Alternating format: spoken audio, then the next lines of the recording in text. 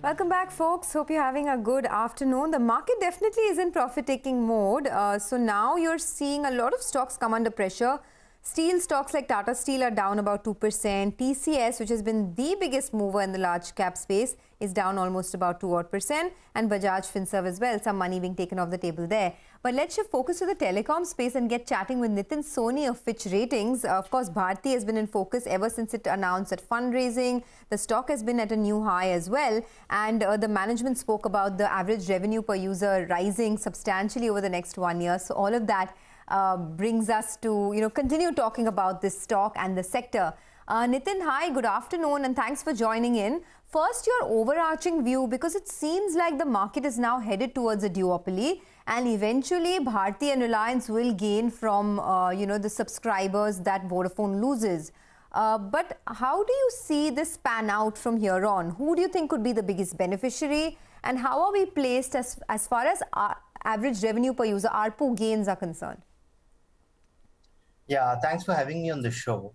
So we rate Bharti Airtel at BBB minus with a negative outlook, and we believe that this 2.8 billion equity issuance will improve their leverage profile and will allow them to invest in the acquisition of 5G spectrum assets and further invest in the critical fiber infrastructure which they need to strengthen further their market position, and also to launch 4G in a couple of years. On the average revenue per user, we do believe that tariff hike is imminent. Management in its call said they believe that industry tariff can actually move towards 200 rupees in the next 12 months and to 300 rupees over the longer period of time to make a sufficient return on investments. Our forecast is that we believe that blended ARPU can actually improve to around 170 to 180 levels in the next 12 months.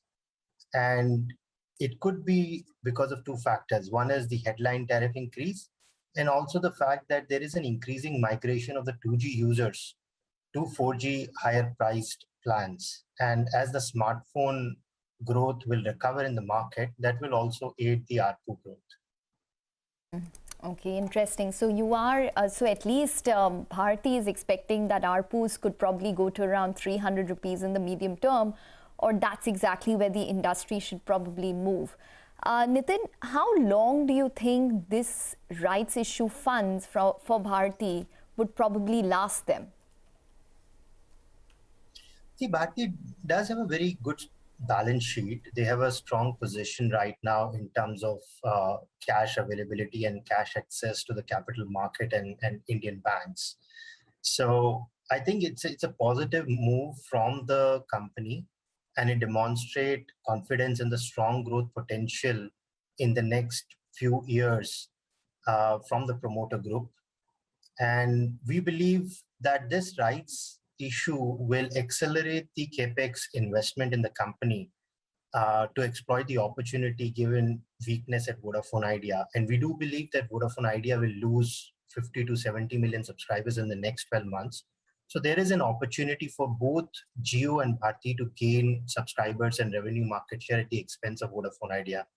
And we believe this investments through the rights issuance will help them to further strengthen their network position and to gain more subscribers, especially at the expense of Vodafone Idea.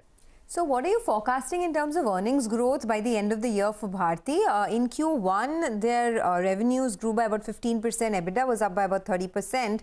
What are you penciling in terms of earnings growth for the full year? Yeah, so we forecast their FY22 revenue and EBITDA to grow around mid-teens, around 15% or so. That's before the adjustments of the lease expenses, which these company needs to do because of the IFRS 16 and equivalent local accounting standards. And that is our we believe that is our minimum expectations of 15% increase. Growth can actually be higher, but it all depends on how soon these telcos can come out with a headline tariff increase. And we believe that because Vodafone Idea is in such a weak position, there could be a tariff movement done by Vodafone Idea unilaterally first, and that will be welcomed by Bharti. We'll have to wait and watch and see whether Reliance Jio also adopt that kind of a tariff hike.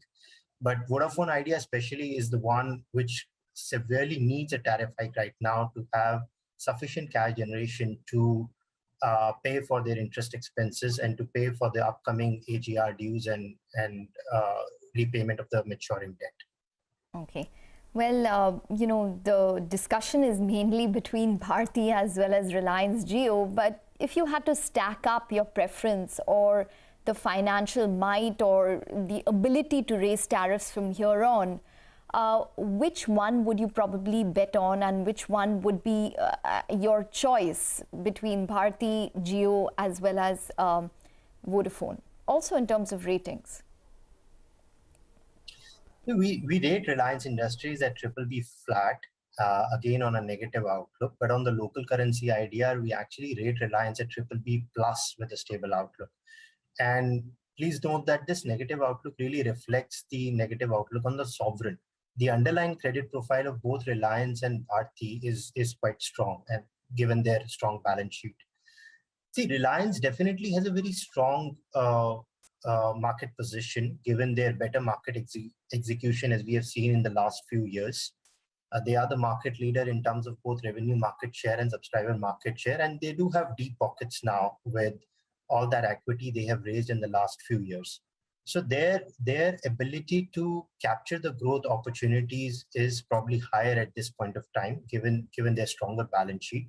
And we do believe that the subscriber losses at Vodafone Idea, that over 50% of that will go to Reliance Jio, given their better reach and better market execution. But at the same time, Bharti will also benefit from that, because, I mean, this is a large industry, the Indian telecom. But as Vodafone Idea is weakening, both Bharti and Jio is going to benefit in terms of subscriber additions. This industry can easily accommodate 3 large players, but we are in a situation now, we are moving towards a private duopoly, as there looks like there is no resolution on the balance sheet weakness at Vodafone Idea. Okay, got that. Thanks a lot, Nitin, for stopping by and speaking to CNBC TV 18. Well, let's do one thing. Let's take a quick commercial break on that note. When we come back from the break, though, Prakash Gaba will join in for some trading action. We'll tell you what are the stocks that you should approach and how to look at the market volatility coming up in a bit.